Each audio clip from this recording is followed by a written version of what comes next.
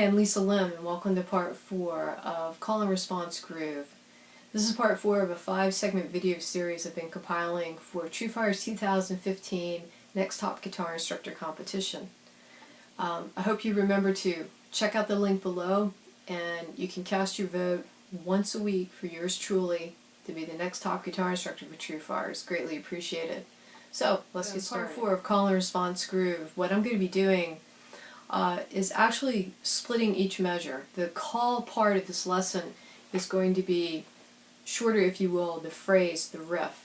How it's been up to this point, it's been me taking a whole measure of 4 beats to build a call riff. And then I've been taking the following measure to do a respond lick. So instead of having that format, now I'm going to take each measure and I'm going to kind of split them down to center.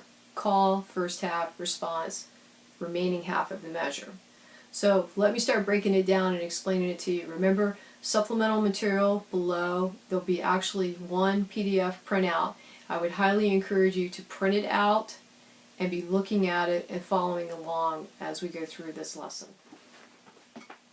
The call riff. What we're going to do, we're going to look at the call riff first, which is E minor. It's much shorter. It's barely 2 complete beats. So the way it starts, we go 1E and a 2E and 1E and a 2E and. So it's 1 beat and then the first 3/4 of a second beat. Really all I'm using is I'm using the root, then the flat 1/3, G at the 3rd fret, 6th string. The root is the open 6th string. 3rd fret 6th string for G, and then I'm actually on the octave note E, which is the 2nd fret 4th string. The rhythm, 1E and a 2E and you also hear me in my picking hand, my right hand palm muting. So I'm putting the heel of my palm down right before the bridge on my guitar, and it's like the side of my hand is placed parallel before the bridge, and then I'm cupping my palm over to enable me to pluck the strings to play. So I've got 1E and a 2E and a 1E and a 2E and a. And the thing is you can use a pick to play all the notes, or you can do hybrid picking. What I'm doing in this case, I'm using my pick and my middle finger. So my pick is playing the 6th string. My middle finger is playing the 2nd fret 4th string, that octave note E. So 1E and a 2E and. So that's your 1-chord call. Now let's look at the 4-chord call. It basically just drops down 1 string each. So for the 4-chord, it would be for A minor. So where I'm starting on the 4-chord, the 5th string open is the root. That's an A. I'm plucking that twice. Then I'm playing the 3rd fret 5th string, which is a C. That's a flat 1/3 in A minor. And then I'm landing back on an A octave note at the 2nd fret 3rd string. Same rhythm applies. 1E and a 2E and 1E and a 2E and. So that's my 4-chord call riff. Now, it's going to be just a subtle difference when I apply it to my 5-chord B minor. I'm actually going to venture up the neck. I'm going to venture up to the 7th fret on the 6th string. That's what it sounds like. And when you break it down, what you have the 7th fret on the 6th string, which is root, B. Rather than me going to my flat 3rd or my minor 3rd, instead I'm going to go to the 4, which is 7th fret on the 5th string. That note is a E. And I'm hammering on the 9th fret on the 5th string, which is an F sharp. 1E and I'm rolling my ring over to the 9th fret on the 4th string, which gives me the octave note B. So I've got 1E and a 2E and 1E and a 2E and. And there you have it, your 1-chord call, your 4-chord call, and your 5-chord call. Same rhythm, and just falling shy of the last 4th on the second licks for the response. Looking at the first measure, the lick is actually going to start in the last 4th of the 2nd beat. And what I'm doing,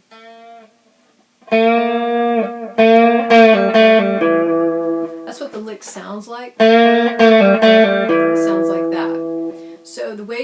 this, it's very legato. I'm bending, and you also hear two pull-offs in there too, so it very much flows. The notes are very connected. On the last fourth of a second beat, I'm bending the second fret third string, which is an A. I'm bending it up to sound out as a B flat, so just a half bend. Then it's actually tied through the first half of the third beat, which is an eighth note. Then I bring it back down to the second fret third string. I pluck it, that's an A. I pull it off to my third string open, that's a G. I'm fretting the A again at the second fret third string, pulling it off to the third string open, and then I'm on the second fret fourth string, which is an E. So I've got. So if I put it together, well, better yet, let's talk about how to count it. 1 E and a 2 E and a 3 E and a 4 E and a 1 E and a 2 E and a 3 E and a 4 E and a. So that's the timing of it. So if I put it together, starting with the call and then the response, this is what you have. 1 E and a 2 E and a 3 E and a 4 E and a 1 E and a 2 E and a 3 E and a 4 E and a. And like I said, you know, definitely look at the PDF down below, and you'll see it written out. You'll see it tabbed, and you'll also see it notated. Okay? All right, now let's look at measure number 2, response. Once again, it's coming in on the last fourth of a second beat, what it sounds like with the call and response.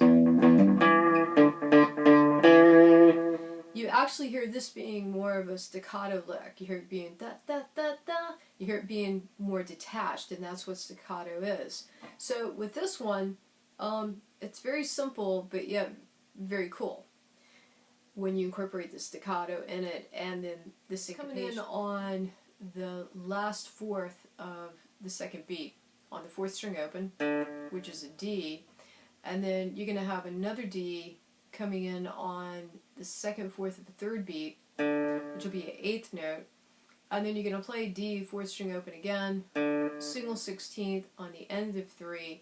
It's tied to the beginning of the fourth beat, which is a single 16th, and then coming in on the second fourth of the fourth beat, you're going to play the second fret on the fourth string, which is E. That's the dotted eighth. So when you put it together, you're going to have, and I'll start it with the call, you're going to have 1 E and a 2 E and a 3 E and a 4 E and a 1 E and a 2 E and a 3 E and a 4 E and a 1 E and a 2 E and a 3 E and a 4 E and a. What's going to happen when I play in the first and second measures, that's going to repeat again. That is kind of like a copy and paste. You're doing that again in the third and fourth measures.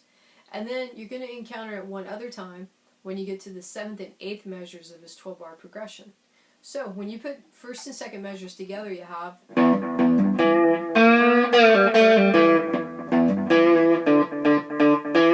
we do it again.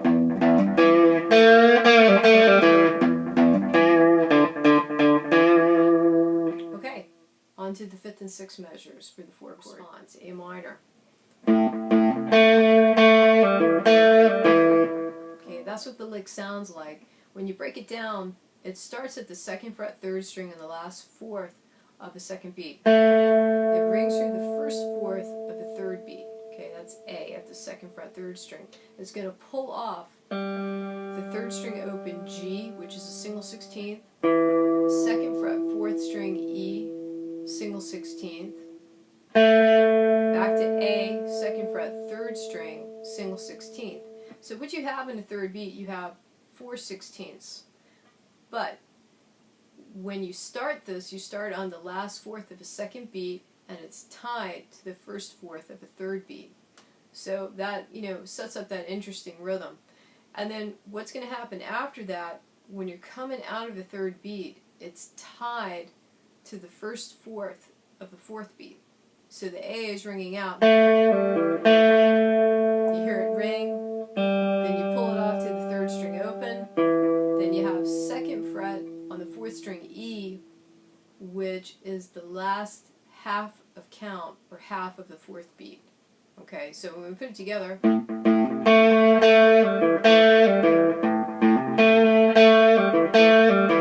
now I'm going to count it. 1 E and a 2 E and a 3 E and a 4 E and a 1 E and a 2 E and a 3 E and a 4 E and a 1 E and a 2 E and a 3 E and a 4 E and that's what you have for the fifth measure response lick. Alright, looking at the sixth measure response lick, you have those four notes at the end walking up and being played very detached with the staccato approach.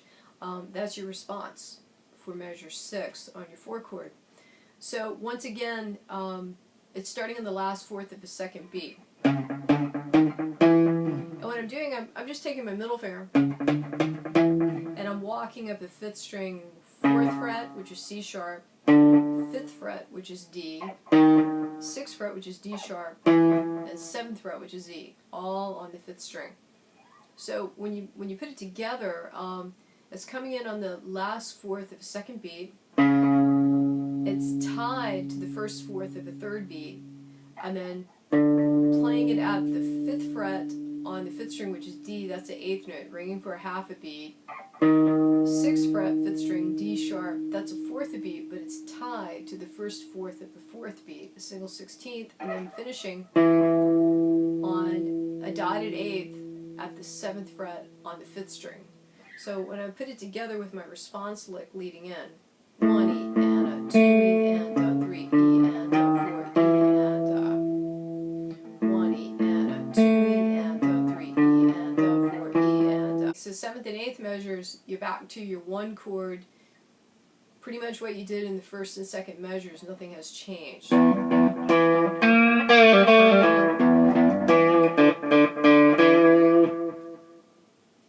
to the 9th measure. This gets us to the 5 chord, B minor.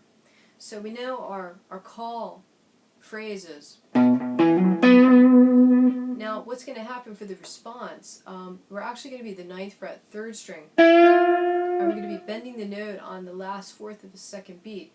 This note is an E at the 9th fret, 3rd string. We're bending it just a half bend to raise it up to what would be an F.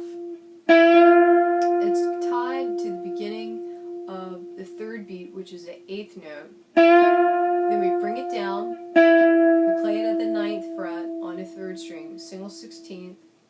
We pull it off to the 7th fret on the 3rd string, which is a D. So we got, that's your 3rd beat. Then to finish the 4th beat, you're back to the 9th fret on the 3rd string, which is a E. Pulling off to the 7th fret on a 3rd string, D. Then your ring lands back on the 9th fret on a 4th string, B. So the response lick sounds, it's very legato. When you put it together with the call, you can hear the response start on the last fourth of the second beat. So if I count it, 1 E and a 2 E and a 3 E and a 4 E and that's what you have for your 9th measure on your 5 chord. Now let's look at the 10th measure. Still in the 5 chord, still in the B minor. We don't have any call riff here. What we have in this measure, we have a walk. I purposely put this in here because I really want you thinking about how creative you can get with this kind of approach to your playing and practicing. It's endless of possibilities what you can do with the call phrasing, what you can derive from the scales I've shared with you over the prior 3 lessons, building licks and phrases for your response aspect of this. But then we could actually just think about, hey, what chord are we on and where are we going? So measure 10 is a great example of that. So basically what I did with measure 10, I inserted a walk, and a very syncopated walk, and I added some staccato. So the notes, it's a little bit of both. You have notes sounding and then notes detached. The notes that are detached, the way they're indicated in the notation of the example below, your PDF file, you'll see a dot underneath the nota notation, and that basically is a symbol for staccato, which is very detached. You notice that it's not under every single note in the walk. So some of the notes will drone, and some of the notes will be very detached. So when you put it together, you got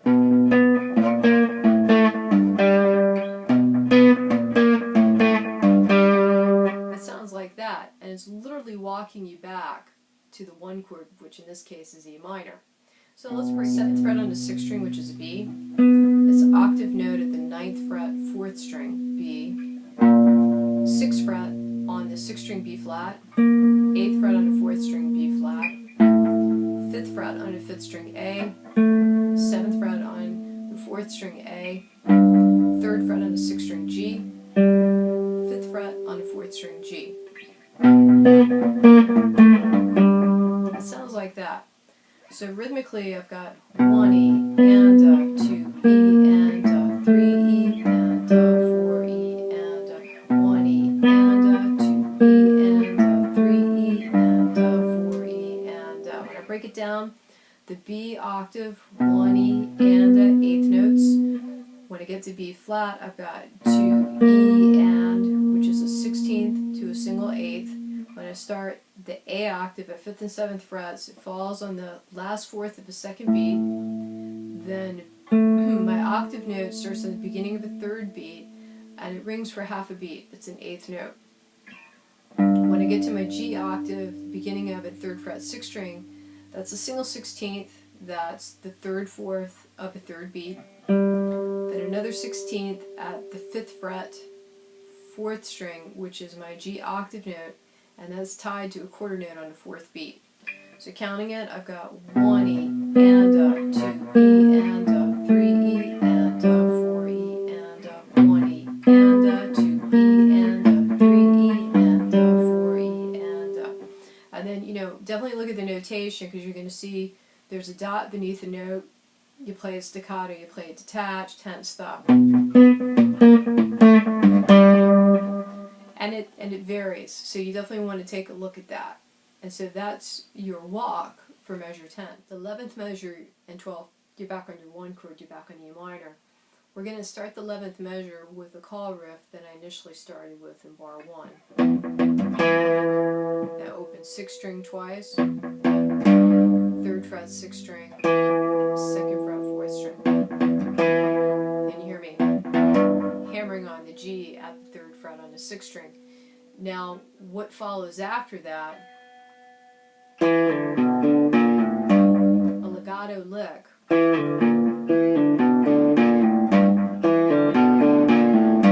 And where it starts on the last 4th of the 2nd beat, 2nd fret 4th string, which is a E. It's going to ring through and pull off on the 4th string open, which is a D. I'm going to play the 2nd fret 5th string, which is a B. 4th string open, which is a D. 1st fret on the 5th string, B flat, pulling off to 5th string open A, and then landing on G at the 3rd fret on the 6th string. So the lick.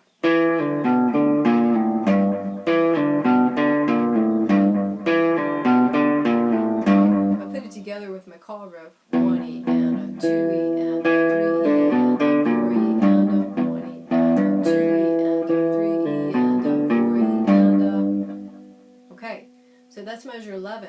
Then finally the last measure, measure 12, over your 1 chord, your E minor chord.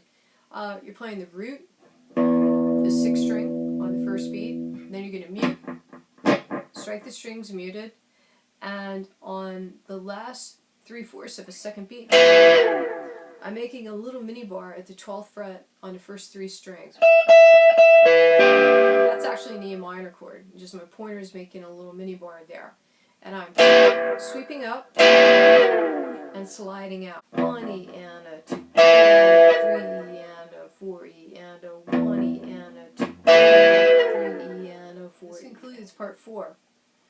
Call and response groove. I'm Lisa Lim. Please remember to check out the supplemental material below. It'll walk you through the progression that I shared with you today. And also, please, if you would, cast your vote for me, the link below, click it, and it should take you to TrueFire's page where all the 5 finalists are. And you can cast your vote once a week. So thank you so much for watching. Thank you so much for sharing the link. And stay tuned. Part 5 is coming your way. See you soon.